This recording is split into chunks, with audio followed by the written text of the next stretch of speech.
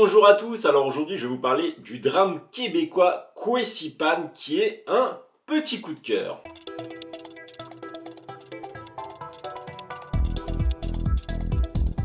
Alors c'est une réalisation de Myriam Vérault qui a adapté le recueil de poèmes Kwesipan à toi écrit par Naomi Fontaine. Alors dans Kwesipan on va retrouver Mikwan et Shanice qui sont deux amis inséparables qui ont grandi ensemble dans une réserve de la communauté Innu au Québec.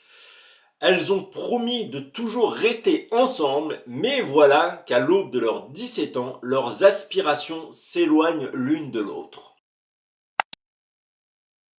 Alors c'est toujours un plaisir de voir un film qui vient de chez nos amis canadiens, plus particulièrement du Québec. Et pour la première fois, je vais être plongé dans la communauté Innu. Alors les Inuits, pour ceux qui ne connaissent pas, c'est un peuple autochtone, donc c'est ceux qui étaient là avant que les colons arrivent au Canada. Pour encore plus d'authenticité, ce film a été tourné dans la réserve indienne Washat. Donc une immersion totale. Et en plus, il faut savoir que la majorité des acteurs sont des locaux et non des professionnels. Alors ce contexte va être vraiment important parce que c'est l'une des pièces maîtresses, c'est l'un des axes principaux de Kwesipan, l'attachement à la communauté. En effet, on va vivre dans cette réserve avec les protagonistes et chacun a des inspirations un peu différentes.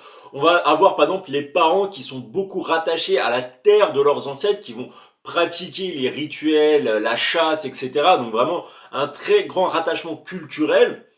On va avoir l'une des amies Chianis qui, elle, ne veut surtout pas quitter la réserve. Voilà, elle est attachée, même si elle pratique pas forcément tous les rituels. Pour elle, c'est sa terre. Ça n'existe pas ailleurs. Et elle a même une aversion envers, on va dire, les Canadiens qui ne sont pas autochtones. Car pour elle, c'est ceux qui ont pillé la terre de ses ancêtres. Et enfin, on va avoir la protagoniste principale, Mikwan, qui elle, pourtant, a des envies d'ailleurs, malgré qu'elle ait grandi dedans, qu'elle ait tous ses amis à l'intérieur de cette réserve, qu'elle a fait ses études, etc. Elle rêve d'ailleurs, notamment par exemple de Québec. Et c'est très intéressant de voir ça parce que c'est surtout par son regard qu'on va avoir ce film. Et on va voir comment il y a un équilibre vraiment difficile qui se fait dans sa vie parce que d'un côté, elle a une pression sociale pour rester. À plusieurs moments, ça arrive où elle essaye d'évoquer le fait qu'elle veut partir.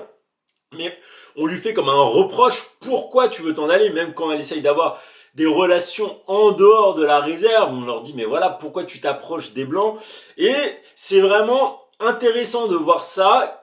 Et il y a comme on va dire, un plafond de verre autour d'elle pour justement ne pas s'émanciper de la façon dont elle aurait envie. Et cela va notamment affecter sa relation avec Shanice. Donc Shanice, vraiment, c'est les deux sœurs de cœur. Hein, vraiment, elles font tout l'une pour l'autre.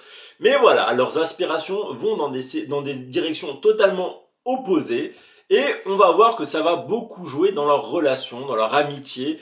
Et voilà, justement, c'est très intéressant de voir ça. D'un côté, le fait qu'elle veuille s'émanciper socialement de sa réserve, voilà, qu'elle dit j'ai envie de grandir, mais pas en tant que Innu, mais en tant que femme qui veut découvrir le monde, et de l'autre, bah voilà, dans sa relation avec sa meilleure amie, qui en prend un coup, alors que normalement, ça ne devrait pas, donc forcément, l'esprit communauté peut prendre le dessus sur l'esprit individuel d'une relation.